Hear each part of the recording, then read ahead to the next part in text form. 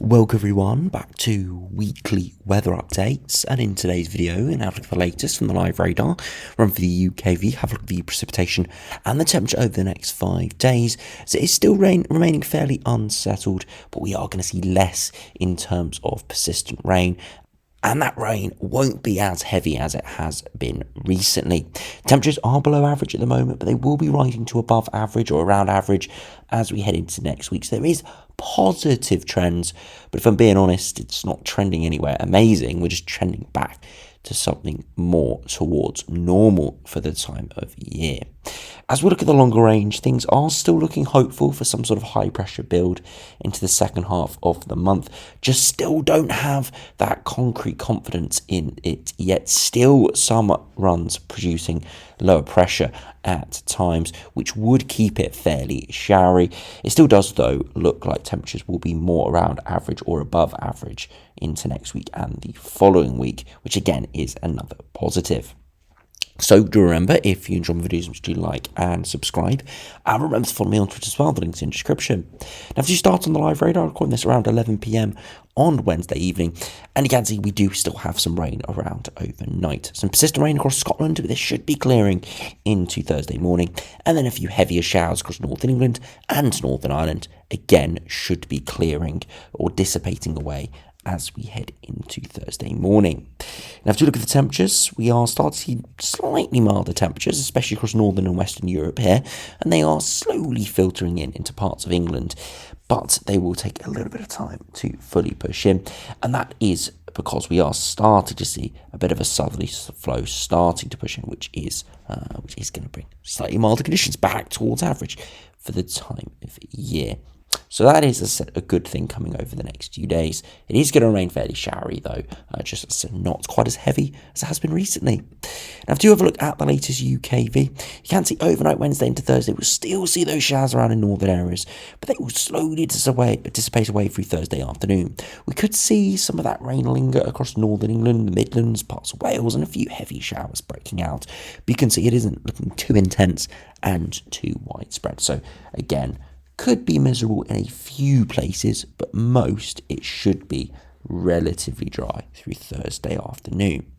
As we head into Friday, we do see the wind direction shift a bit more of a northerly, which will allow slightly fresher air to push in, but to be honest, it's not going to be particularly cold. It's not far-fetched northerly or anything like that. And then as we head into Friday, we do see again a few showers drifting in, a few showers popping off across southwest England. Again, could be thundery in places, but mostly dry with some areas of sunshine are breaking through. Now, as we head into Saturday, could see a few showers through the morning, and as we head into the afternoon, again, some heavy thundery showers breaking out in places, but nothing too bad, if we're being completely honest. Again, maybe some real quite heavy showers, but most are going to remain fairly dry, and the same can be said for Sunday. Again, widespread smattering of heavy showers, but it is for most still relatively sunny, and we should still see plenty of dry conditions, and then the same can be said as we head into Monday. So yes, plenty of heavy thundery showers around through the weekend into the start of next week, but they are showers. They're not going to be persistent. They're not going to be dominating these days, unless we see a bit of an upgrade from the model, which is plausible at this time frame. But from the looks of this, there will still be plenty of dry weather around. You will probably get hit by a few showers, but that is just the nature of this pattern at the moment, unfortunately. Now, do look at the temperatures. You can see as we head through Thursday afternoon, temperatures will be warm in the far south, 22, 23, or even 24. And that's because we've got that warmer air and dry conditions across the Midlands, Northern England.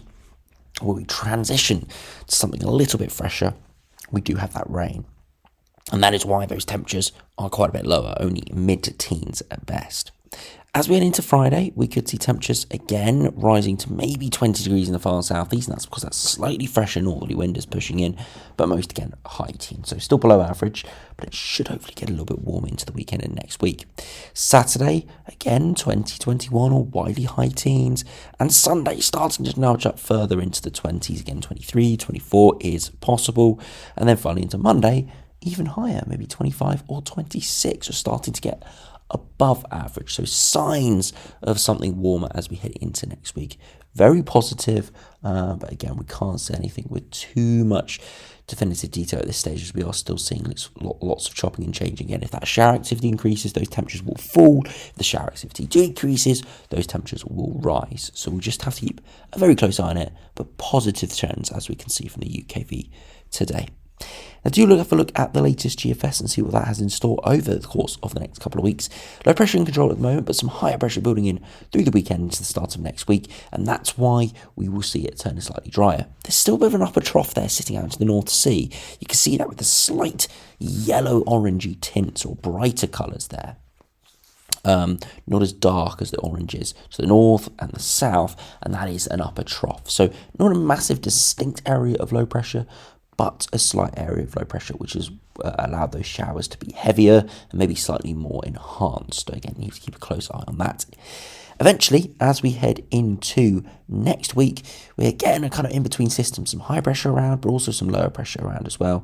And then as we head into the latter part of next week, again, high pressure ridging in, giving much warmer and drier conditions. And this is where we could see something more summer-like. Unfortunately, though, it just looks like an extension of high pressure, which means after a few days, we could see low pressure rumble back in off the Atlantic. You can see after about 5 or 6 days, low pressure pushes back in and gives unsettled, thundery conditions once again. So it could be a good period of 5 or 6 days there of something much warmer and something much drier. But for the time being, it does look like it's not going to be completely dominant. There will be some lower pressure pushing in at times.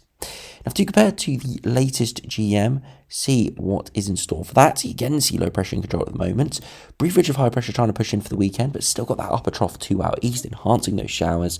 Then into early next week, again, kind of in between systems, some slightly lower pressure around, which allows those showers to continue to build. And then as we slowly head towards day 10, again, high pressure extending from the south, but not completely dominating, which continues to keep that door open for lower pressure pushing in off the Atlantic.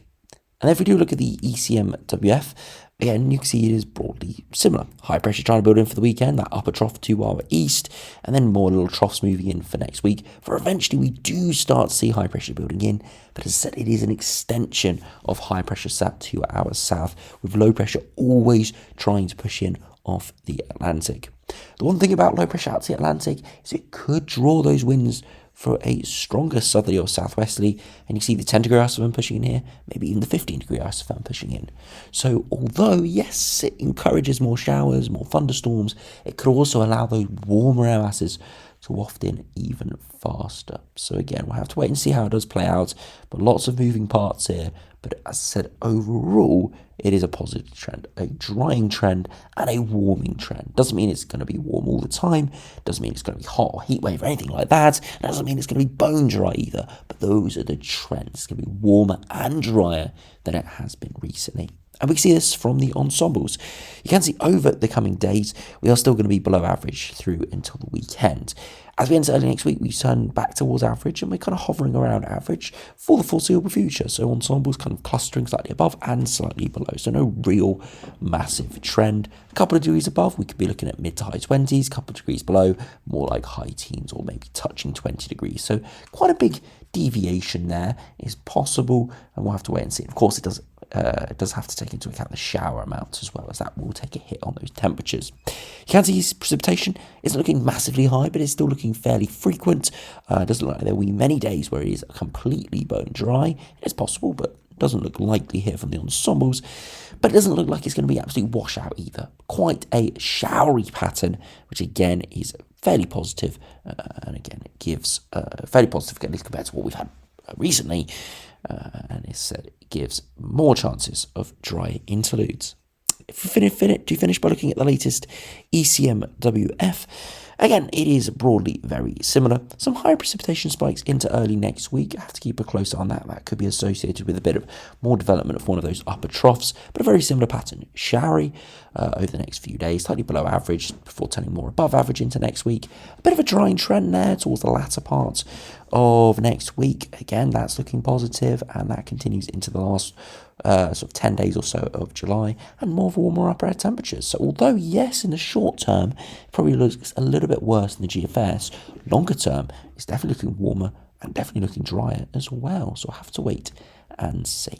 But a definitive warming and drying trend from all the models today. We can even see there is some warmer and drier weather coming up in the next 5 days from the latest UKV, with that signal strengthening into those longer term models. No heat wave or anything like that looks likely on the horizon, but more in tune with what we should expect this time of year. Mid-20s, maybe a very low chance of some higher 20s. That could be in store over the next week or two, and more overall drying conditions, drier days, but I still think there is a moderate to high chance of showers a lot of the time. We'll have to see exactly how it does play out, but definitely looking a lot better than it was last week.